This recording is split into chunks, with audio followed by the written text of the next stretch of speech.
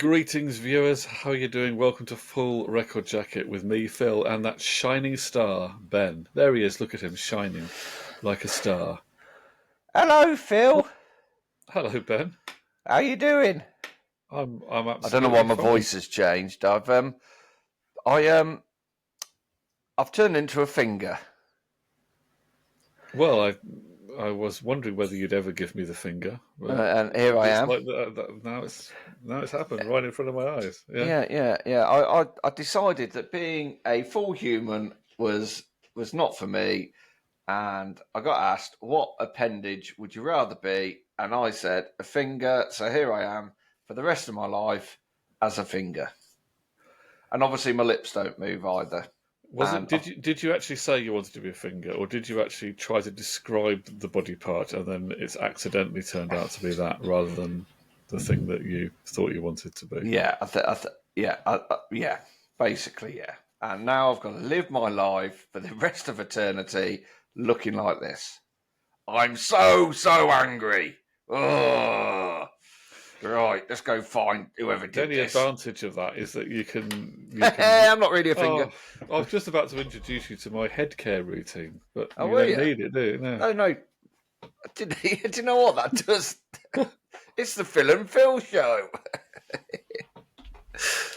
I don't know what I did that for. I've now got ink on my finger. I'm just going to have that for the rest. I'll be concerned if it's still there next week. So the '90s albums. Now, last year, if anyone hasn't watched them, and why would you have done? We spent a show or more each month discussing albums of the '90s. We were supposed to have listened to them as well, but we didn't quite listen to all of them, did we? But we came up with 3 favourites each from each year. Yeah. And we did that on a monthly basis, and we went through all 10 years of the '90s. So we came up with a list of 30 albums, and then... Is that right? 30? 30? No. Is that 30? No, sorry, 36. I'm being a bit dim, aren't I? Is it 36? It would be 30. Three albums each. 60. It'd be 60 albums. 3 each. 10 years. Yeah, sorry, I'm being a bit dim, aren't I? Because why am I thinking of that? I'm thinking of a number of knockouts there were going to be or something. Yeah. Not How did you get on at GCSE Maths, by the way? I couldn't add up to... I'm trying to think of a joke around that and I can't think of I'll give you a bit of time. Come back to us once you thought of it. Yeah. What was I going to say? Yeah, so we came up with a list of 60 albums. Well done, I think Phil. we were going to try and make it up to 64, weren't we? That was it. Yeah. And then we were going to have a knockout competition. Yeah. And then you played this game, and we didn't get round to doing the knockout competition because we ran out of time before Christmas. We did. So we just said, we'll do something in the new year to find the album of the 90s. And then last week you did a game on me where you gave me an artist, and then I had to say whether the next one you named would replace Last Band Standing. Yeah, that one in my affection. So it's basically like a knockout. Yeah. But you keep introducing new opponents, and I have to say whether that one now becomes the top one or not. And I thought, well, yeah, we could do that with this list of albums of the 90s, couldn't we? We could just randomly pull them out, say which one's on top, and then just keep going until we pull out another one. The end. We may pull out another one that gets higher, and then we have to keep on deciding whether it keeps beating the other one. Should we do it that way, or should we just do it as a knockout? It might be better that way because I think it's better that way. One, it's quicker. Do it all in one show. Yeah. One, it's quicker. And like I said, we can probably get it done in one show, or maybe 2. We could maybe get halfway through and go, right, let's have a break. We won't have a break. We'll just carry on going, but it will look like we've had a break because such is the master of modern technology. And then, Yeah, so what was I going to say? I was going to say something. It was going to be really profound as well, what I was going to say. We made so many shows on the 90s that, we don't really want to go through more quarterfinals, semi-finals, blah blah, do we? So we'll round it off. We'll come up with our scientifically arrived at conclusion on the album of the 90s. Everyone can put their comments to say how clueless we are, what a stupid choice it was, and how they could name at least 10 much better albums. Do you know what we could do? Yeah. I could ask you one show I'll go through the list with you. Yeah. So you come up with your best album of the 90s, and then you ask me, and therefore, because we're trying to find our best favourite album of the 90s, and then we'll see if at the end of those two shows, whether yours and mine are the same. And then if we come up with two different ones, how are we going to decide which one wins? Well, we did say at the start that this wasn't trying to find the best. We were trying to find our favourite. So there can be two winners, unlike Highlander, there can be two where there can only albums. be one. So, okay. Yeah. So that's what I'm thinking. And then we can nail this down, and then we can get on to the next thing that we discussed, which was something... Was it albums of the 70s or noughties? It was either going to be, you can call it the noughties. I sometimes call it the 2000s. Is that accurate to call it the 2000s? Yeah. What do they call the decade? What do younger people call? Because if when we were younger, we were living in the 90s. Yeah. And we would go back to, our parents were around in the 60s and all this, right? Yeah. What do they call these last couple of decades in general conversation? I think the noughties is what a lot of the youth say. No, it's the 20s flows better. So we're in the 20s now. It's the one in between. Is it the 10s? What do people refer to it as anything? Because I've heard the noughties referred to a lot in the media and whatever. From the noughties. I've never heard that decade where everything ended in teen. Yeah. What was it? Was it the teens? Yeah, but not everything ended in teens, did it? There was 3 years where... So... What was it called? Because, I mean, in the previous century, it was mainly taken up by the First World War. Yeah. So, and the sinking of the Titanic. And the sinking of the Titanic. No one says, if you say, for example, Hitler came to power in the 1930s. Yeah. The Second World War happened in the 1940s, right? Or Phil was born in the 1920s. Yeah, the Americans had the Great Depression at the end of the 1920s, or they had the Prohibition in the 1920s. No one says, the First World War happened in the teenies or the tens, do they? It would kind of lessen its impact, wouldn't it, if it was off? Do you remember that Great War in the teenies? Yeah, no one says the Titanic sank in the tennies. No. We need to get to the bottom of this, Phil. These decades are an anomaly. They are. The 70s, 60s, 50s, 40s, 30s, 20s. And what did people say back in the 1920s when they were looking back sort of 10, 15 years to like 1907? Did they call them the noughties? Well, yeah. Did they say that King Edward... Was it King Edward the Seventh? Was that 1907? I've maybe got that all wrong. But did they say, that was back in the... they coronated him back in the noughties? Did they talk about that? Welcome to History Today with Phil Smith and Benjamin Taylor. Yeah, it's a good question. Obviously got nothing to do... Well, it has got something to do with music because we've got a decade where we don't know what to call it. I don't know what to call it. Not that we listen to much music from the original tennies. No, but it was dreadful, probably. A little bit of jazz in there, but maybe. But I don't. I do listen to some 1920s jazz music. The furthest I go back is probably Robert Johnson. I mean, I'm talking about stuff like Duke Ellington's band, early stuff. Yeah, that and Joe Oliver and Louis Armstrong's Hot Five and all that stuff. That is 1920s. So I do listen to some stuff from the 20s. Well, you were born around then, so so yeah. 20s and 30s for me is mainly jazz, really jazz big band stuff. So are we going to do the tennies or the teenies? Are we going to do the noughties? Sorry, the noughties is. Yeah, which albums are we going to listen to from? Well, you got the Strokes, Travis, a few Oasis albums in there. Then you got things like Hard-Fi, The Bravery. Remember, you got Kasabian, Killers. Yeah, I must admit, I think this year, if I could, I'm not against listening to all that stuff. Kaiser Chiefs. Who was the one who did the one with Terry Wogan in it? Franz Ferdinand. the Fratellis. Could I handle a whole album of bloody I Predict a Riot? What they're called? I've forgotten the name. Kaiser Chiefs. Could I handle? Have you ever listened to a whole album of them? Yeah, it's painful. Star Sailor, Top Loader. I mean, I don't have anything against the Kaiser Chiefs if they came on Doves did one song or something. I don't mind them. I don't hate them. I prefer the one about the riots and there's one. What's the other one? Electric Six. Do you remember Electric Six? I quite enjoyed the one about go to the gay bar. I'm gonna take you to a gay bar. And there was another one. They did another one that was more like a funk disco-y. Yeah, they did. I've got something to put in you. I've got something to put in you at the gay bar. Gay bar. That was like a punk rock.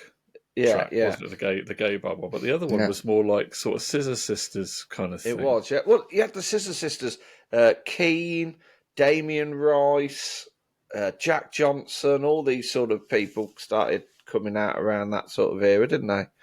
Yeah. Razorlight. Oh, yeah, that was. I don't know. I mean, that band Razorlight. What are they the ones that did? They did some hit song, didn't they? That got played a lot on the radio. What was that? Golden Touch. That was the song. Let a girl with a golden touch. Was that them? Okay. Yeah. In America, they sang that America track, didn't they? Oh, that's the one I'm thinking of. And then Justin Timberlake's solo career as well. So there is lots to be getting on with. Then you have the Neptunes, and so there was some good stuff. Snoop Dogg and was quite big in the noughties. Living through it, I thought that it was not a terrible decade, but I felt that it wasn't as good as the 90s. Would that be fair to say, or was it just because I was a decade older? All That You Can't Leave Behind came out in the noughties. Coldplay. Yeah. Oh my goodness me! Yeah, that will get some reactions, won't it? Eminem started in the 90s, but he became more prevalent in the noughties. Noughties, yeah. So we got loads, dude. Loads. Elbow started. I think their first album came out about 2002, 2003. Yeah. What is it from North America? There's Arcade Fire. Yeah. There's Beck still making albums.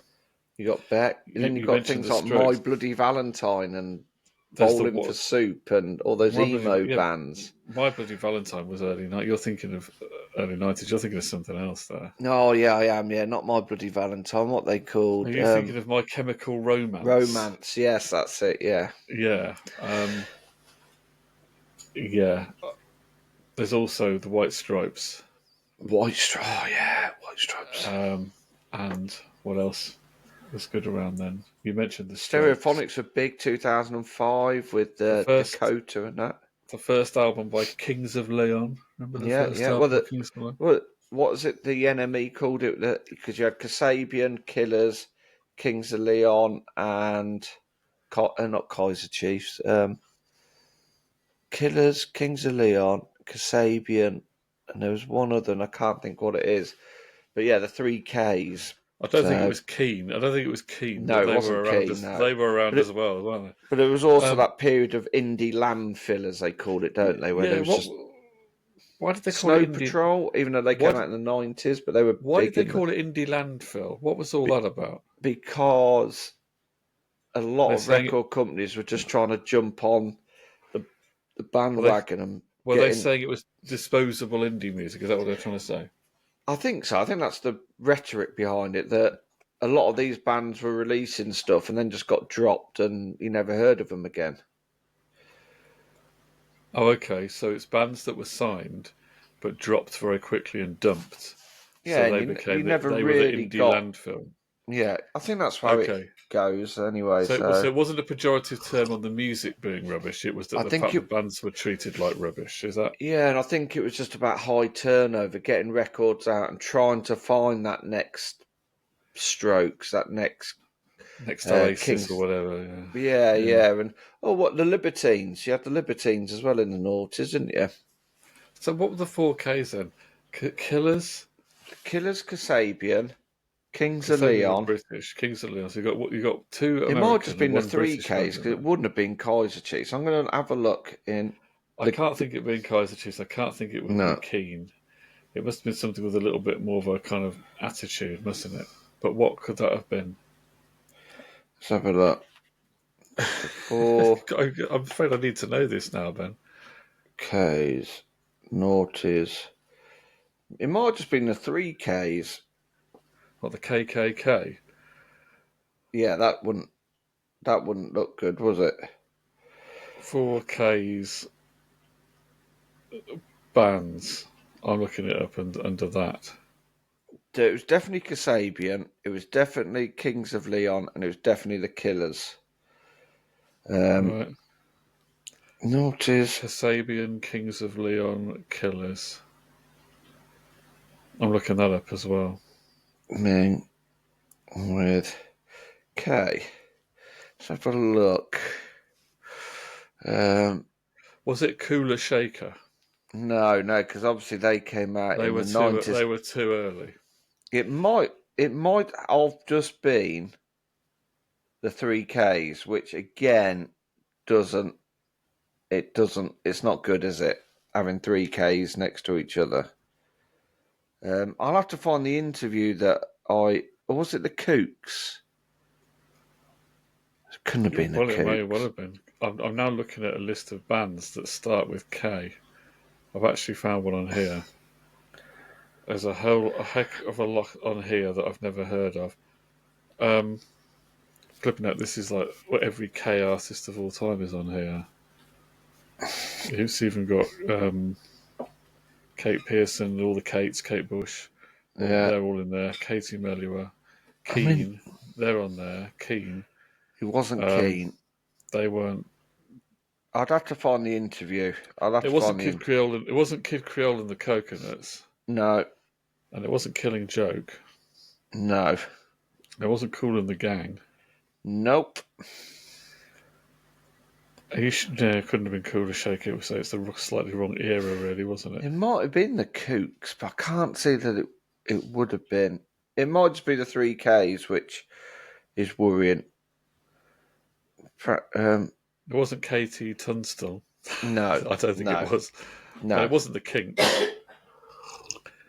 No. But we can look into that. I'll look into that. I'll report back to you.